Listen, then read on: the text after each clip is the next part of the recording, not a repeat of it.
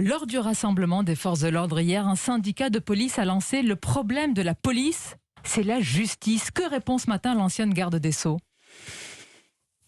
Cette manifestation était la traduction d'un ras-le-bol des policiers.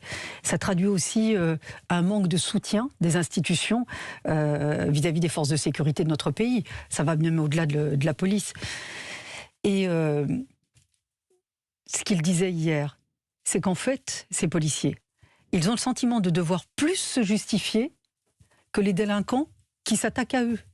Aujourd'hui, on en est là.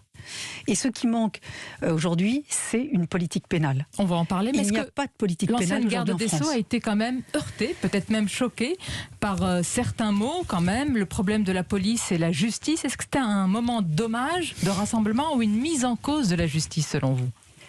C'est pas une mise en cause des magistrats en soi, c'est une mise en cause des institutions et du gouvernement en premier lieu. Parce que vous savez, j'ai été garde des Sceaux, j'ai été aussi magistrat.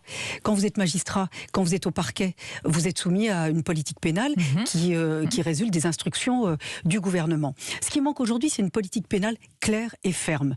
Aujourd'hui, nous n'avons pas de politique pénale claire et ferme. Vous avez reçu à plusieurs reprises, que ce soit le ministre de l'Intérieur ou le ministre de la Justice. Moi, je ne connais pas leur politique pénale.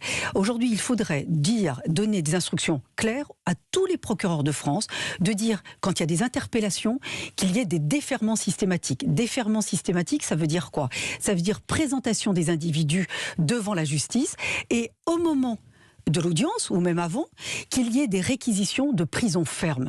Mais attendez, des réquisitions de prison... Pourquoi les magistrats ne le font pas ? Expliquez-nous, est-ce que c'est une faute de moyens ou d'idéologie de certains magistrats ? C'est que parfois, quand vous avez besoin d'avoir une cohérence de la politique pénale en France, il faut aujourd'hui, vous savez, partout en France, vous le savez bien, Madame Mabrouk, en France, il y a des guérillas urbaines tous les jours, des violences et des attaques des forces de sécurité tous les jours. Et ça va au-delà des forces de sécurité. Les pompiers, les médecins, tout ce qui représente aujourd'hui, tous ceux qui sont en charge d'une mission de service public. Et donc, il est normal d'avoir une politique pénale cohérente sur tout le territoire. Ça veut dire quoi ? Comme je l'avais fait en son temps, de dire au procureur, d'abord, déferment systématique, présentation devant la justice. Première chose. Réquisition de prison ferme. Ça, c'est la deuxième chose. Mandat de dépôt à l'audience. Mandat de dépôt à l'audience.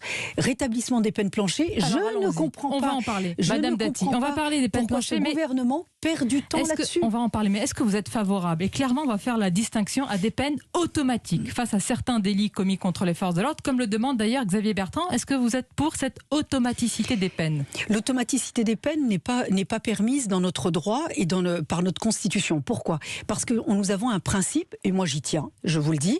Et puis je trouve que c'est ce qui est aussi une traduction de l'état de droit, qui est une individualisation des peines. Il faut effectivement que chaque individu, en fonction de sa personnalité, en fonction de son implication dans les faits, puisse avoir une peine en conséquence. Et donc la peine automatique n'est pas possible dans notre droit. C'est important ce que vous dites. C'est pas toute la droite qui est d'accord avec vous sur ce point. Mais nous pouvons faire deux choses. C'est d'abord de rétablir les peines planchées.